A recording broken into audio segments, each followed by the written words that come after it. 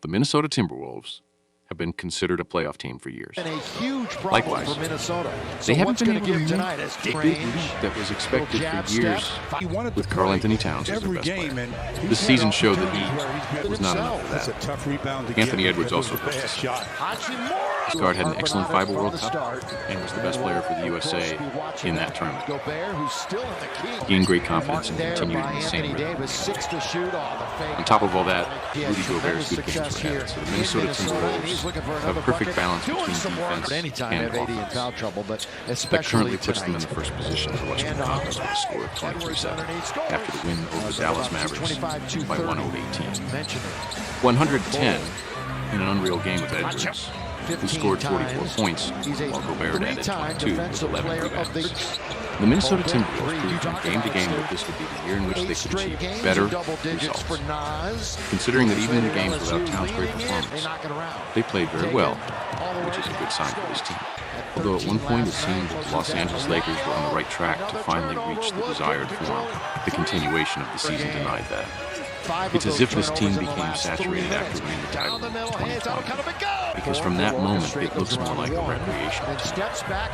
That may sound harsh for someone who's been a great factor in playoff basketball ever since, but it's a reality.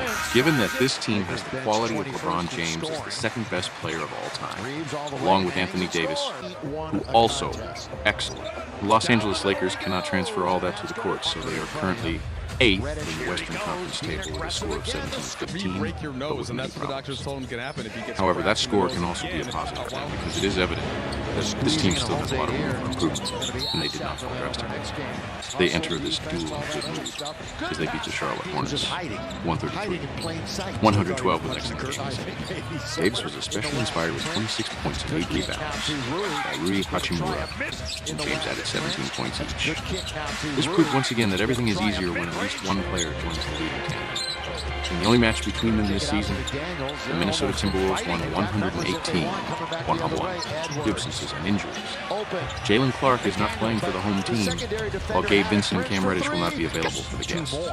Regardless of the fact that the Minnesota Timberwolves look much better than their rivals this season, betting against the Los Angeles Lakers with James is always dangerous, and we will not take that risk this time. You never know when a king can wake up and raise the level of the game. Lately, both of them have shown that they tend to score a lot of points, which is why our prediction is that they will cross the line this time and will be in an attacking mood. Our prediction is over 224.5 points.